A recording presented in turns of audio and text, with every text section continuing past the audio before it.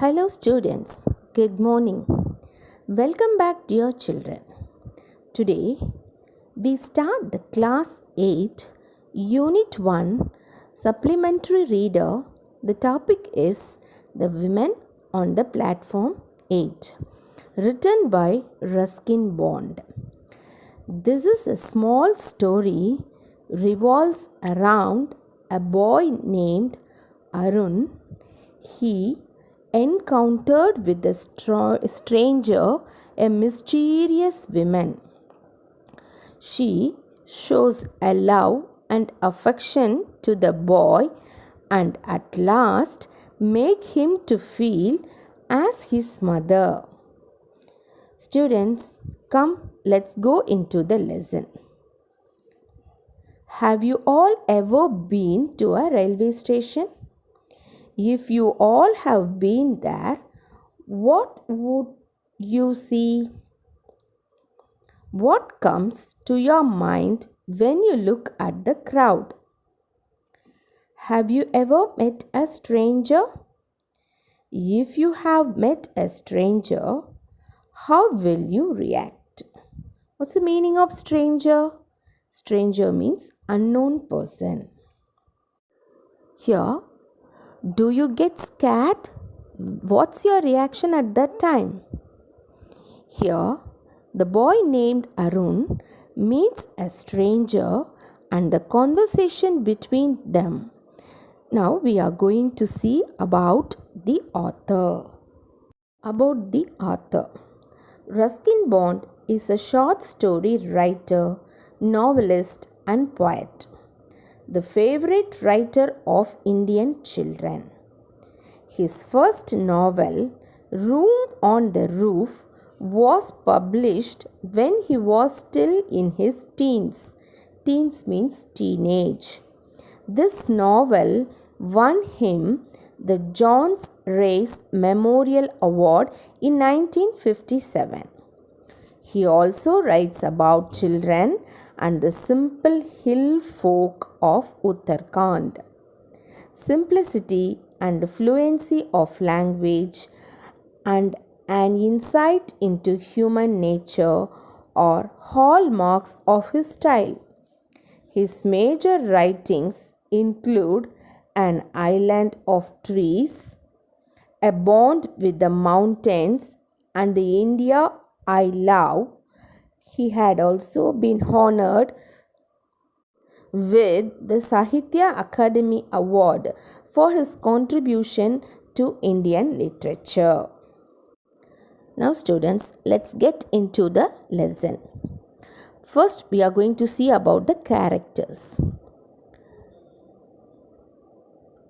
Arun, a boy of 12 years old, schoolboy who studied in a board school. Board school means residential school. The next, Satish, Arun's schoolmate.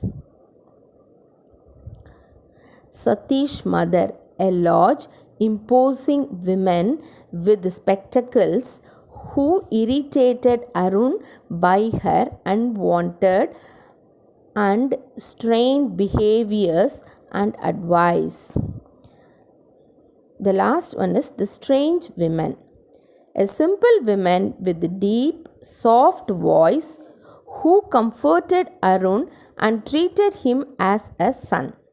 These are the characters seen in this story.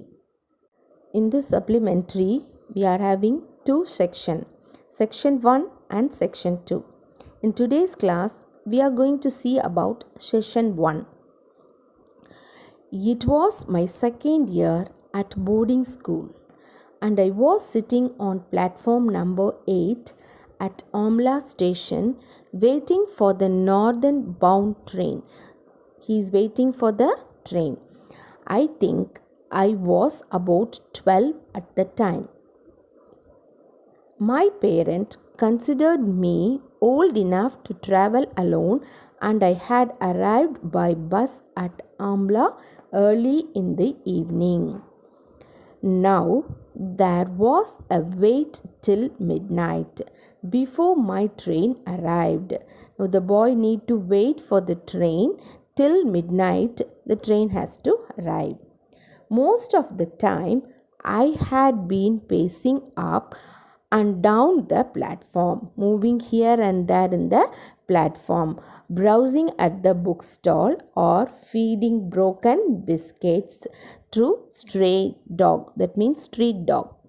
Trains came and went, and the platform would be quiet for a while, and then, when a train arrived, it would be an inferno of heavy shouting, agitated human bodies, making upset of the human body. There is a heavy sound while the train is coming, moving here and there.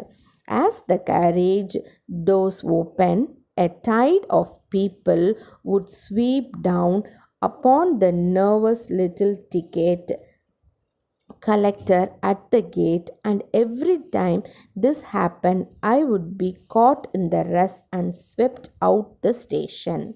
Now, tired of the game. Now he is tired of the game.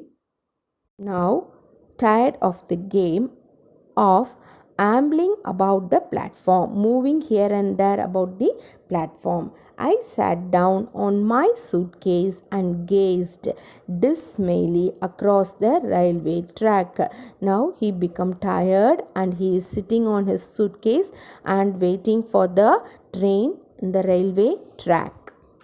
Trolleys rolled past me, and I was conscious of the cries of the various vendors, the men who sold curds and lemon, the sweet meat seller, the newspaper boy, but I had lost interest in all that went on along the busy platform and continued to stare across the railway track, feeling bored and a little lonely. Now he is alone, so it is bored for him again and again, seeing the sellers, vendors, and the newspaper, bookstall, everything. It makes him bored and he is alone.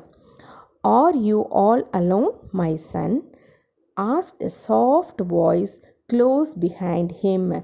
There is a soft voice nearby him asked, Are you all alone? I looked up and saw a woman standing near me. She was leaning over, and I saw a pale face and dark, kind eyes.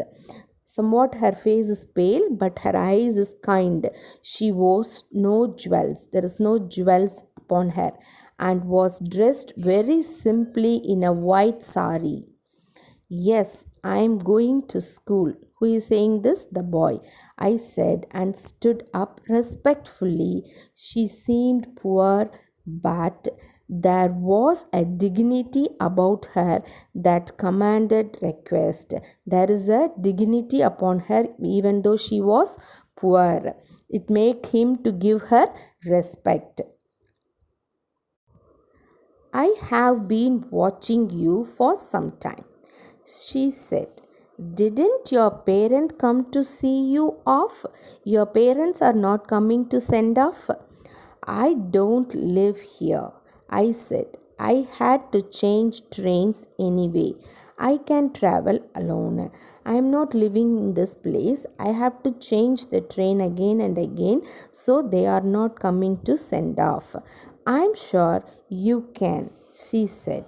And I liked her for saying that, and I also liked her for the simplicity of her dress and for the deep, soft voice. She was very kind with the boy, and the serenity of her face and the kindness of her face. Tell me, what is your name? She asked. Arun, I said. And how long do you have to wait for your train? About an hour.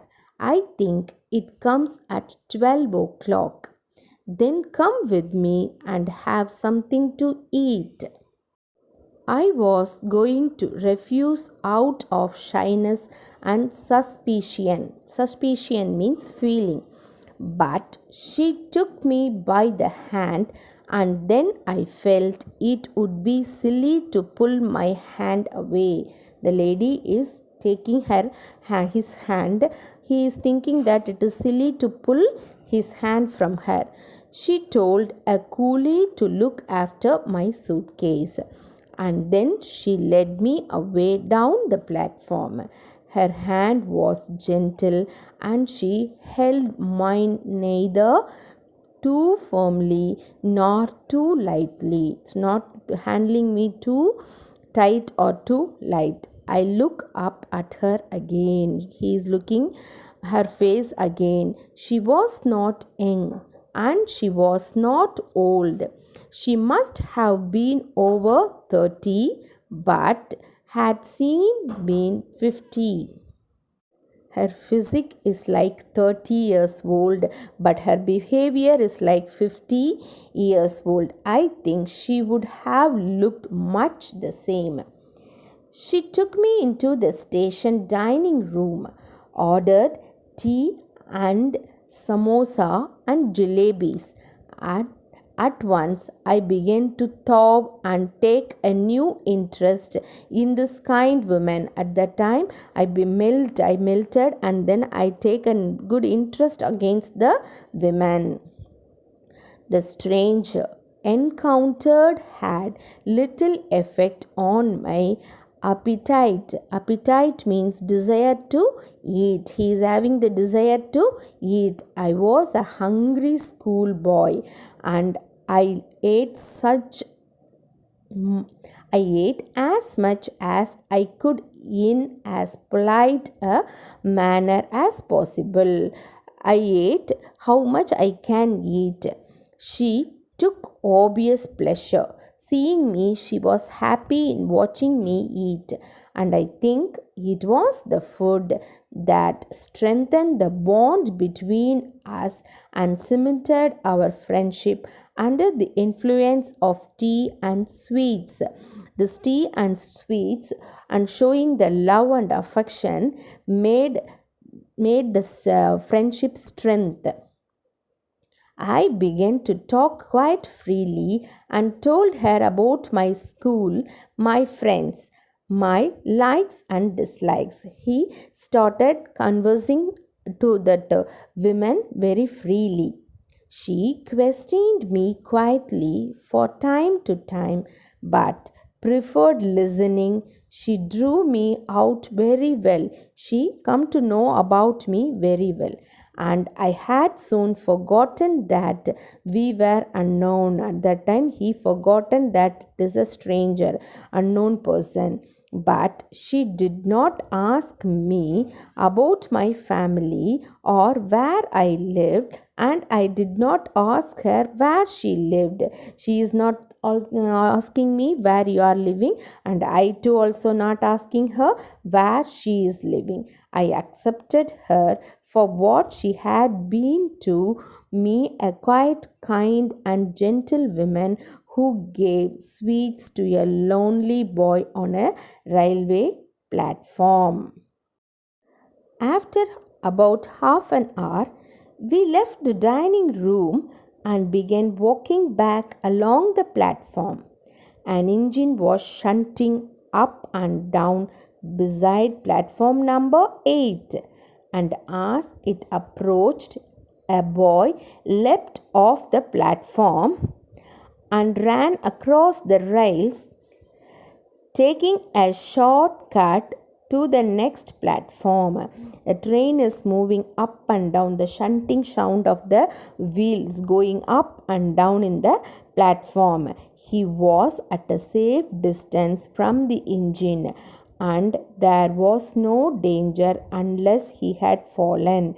But as he leapt across the rails, left means jumped across the rails, the women clutched.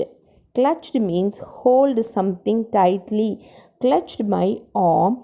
Her fingers dug into my flesh, and I winced with pain. I feel with pain. I caught her fingers and looked up at her and saw a spasm of pain, that means sudden muscular pain, and fear and sadness pass across her face. She watched the boy as he climbed another platform, and it was until he had disappeared in the crowd that she relaxed her hold on my arm. She smiled at me reassuringly. Reassuringly means saying, "Don't worry," and took my hand again, but her fingers trembled against mine. "He was all right," I said, feeling that it was she who needed reassurance, that I am not worried. Reassurance means not worrying. She smiled gratefully at me and pressed my hand. We walked together in silence until we reached the place where I left my suitcase. One of my school fellows, Satish, a boy of about my age, had turned up with his mother, had come with his mother. Who is coming with his mother? Satish. Satish is whom? His friend, his age boy, studying with this Arun, coming with his mother to the platform number 8. Up to this, section 1 is completed. Students, let us continue the lesson in the part 2 section. Thank you.